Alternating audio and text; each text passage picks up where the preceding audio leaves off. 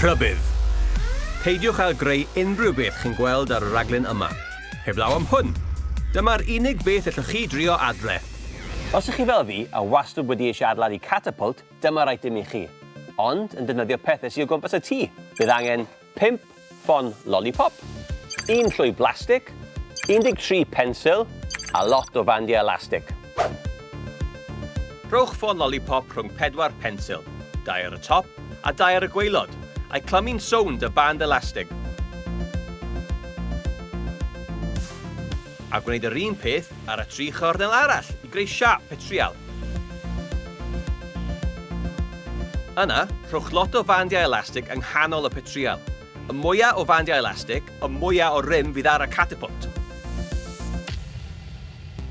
Nawr, ffon lollipop yn y canol, a'i droi salgwaith nes bod digon o rym arno.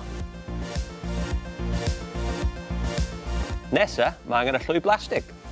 Rhowch ar dop y ffon lollipop, a lapio'n sownd gyda bandiau elastig.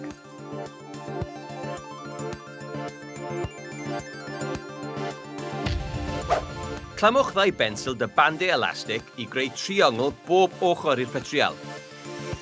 Ac yna, 1 pensil arall i gysylltu'r 2.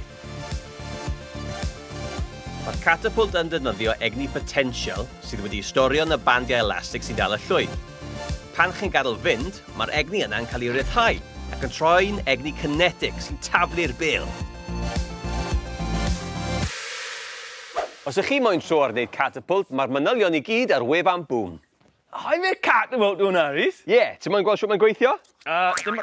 Dim at y fi, though. No, stop, OK. Stop, Rhys. Oi! OK, un olaf nawr. Ah! Hey, sa'n hoffi e, Rhys, na. Ow!